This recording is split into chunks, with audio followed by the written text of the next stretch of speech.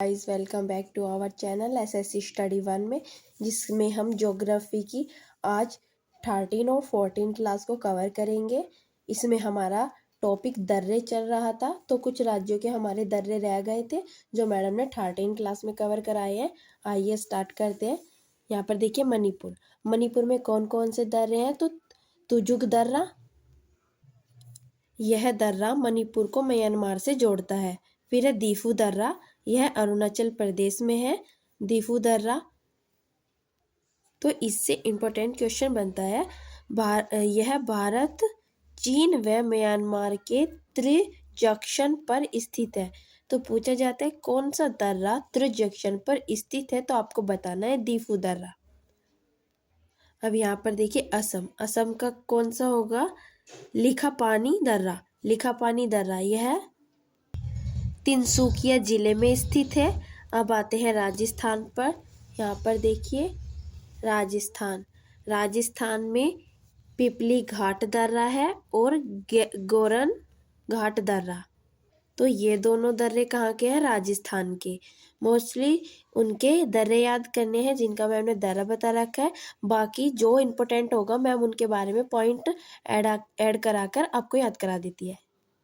अब यहाँ पर देखिए महाराष्ट्र के दोनों दर्रे इंपॉर्टेंट है। पहला देखिए थाल घाट दर्रा, फिर है भोर घाट दर्रा। जो हमारा थाल घाट दर्रा है वह मुंबई को सिक्किम से जोड़ता है और भोर घाट दर्रा मुंबई को पुणे से जोड़ता है।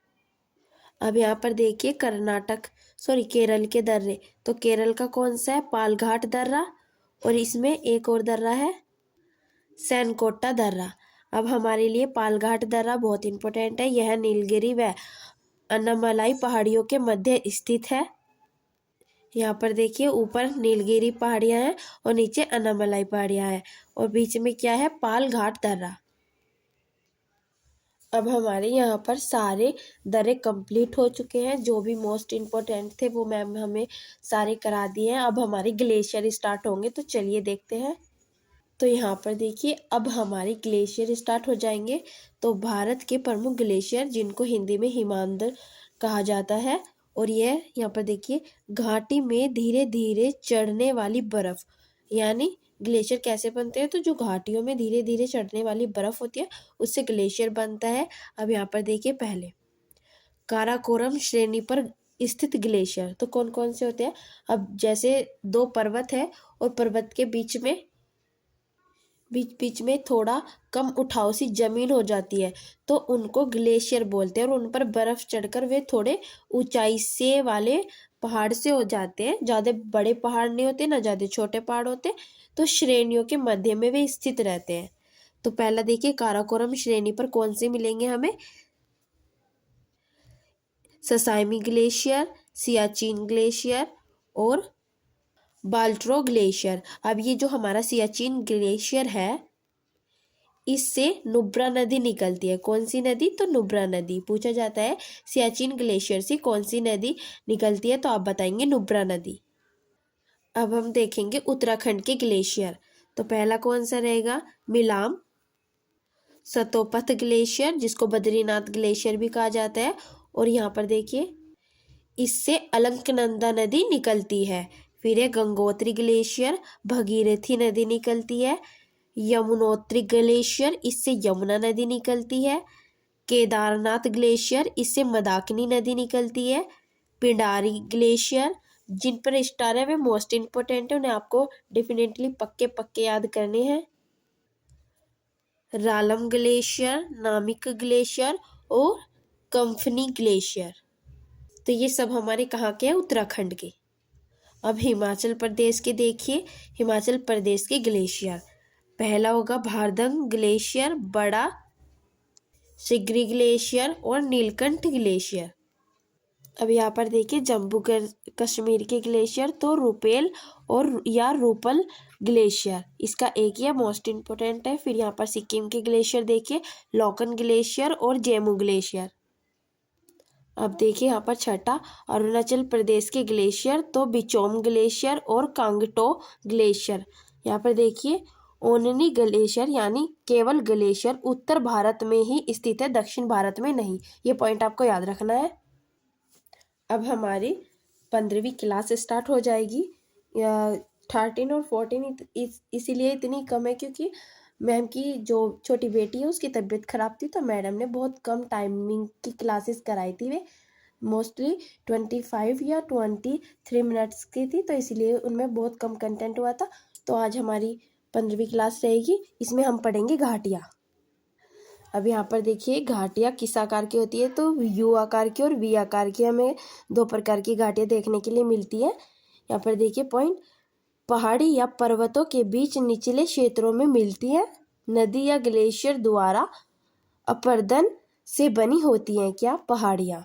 अब यहाँ पर देखिए यू शेप की पहाड़ियाँ कैसी होती है, तो ये हिमांत द्वारा निर्मित होती है यानी ग्लेशियरों से।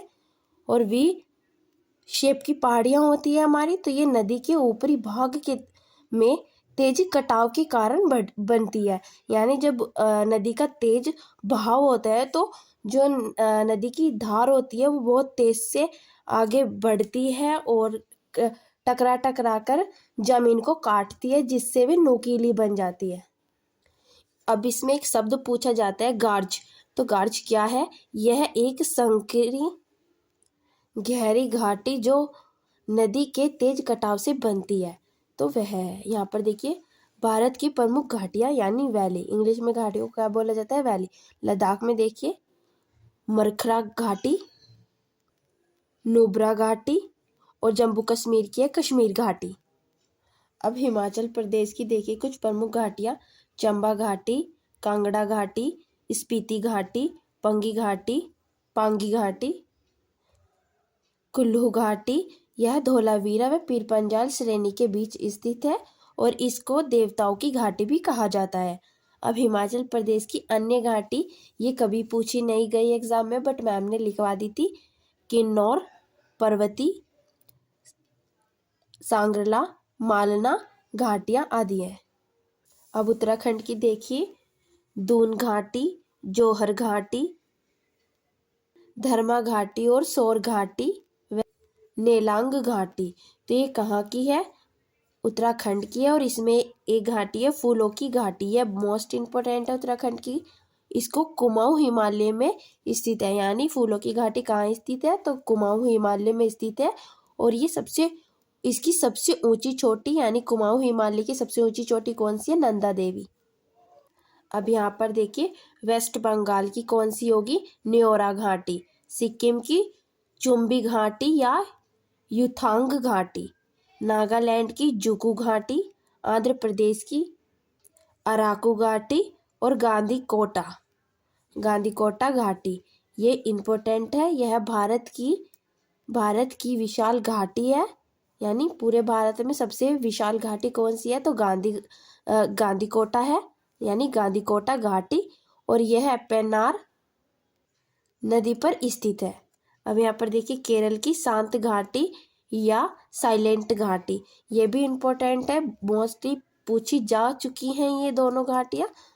यहाँ पर देखिए इसको कुंती नदी का उद्गम, यानी कुंती नदी का उद्गम कहाँ से होता है, तो शांत घाटी या साइलेंट घाटी से होता है।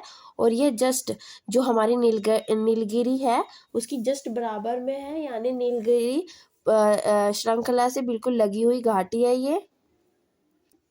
अब मैम ने एक चित्र अकॉर्डिंग हमें समझाया है कि किस तरीके से हम समुद्री तल से पर्वतों तक रहते हैं, मतलब पूरी पृथ्वी में कैसे ज्योग्राफी का वो है।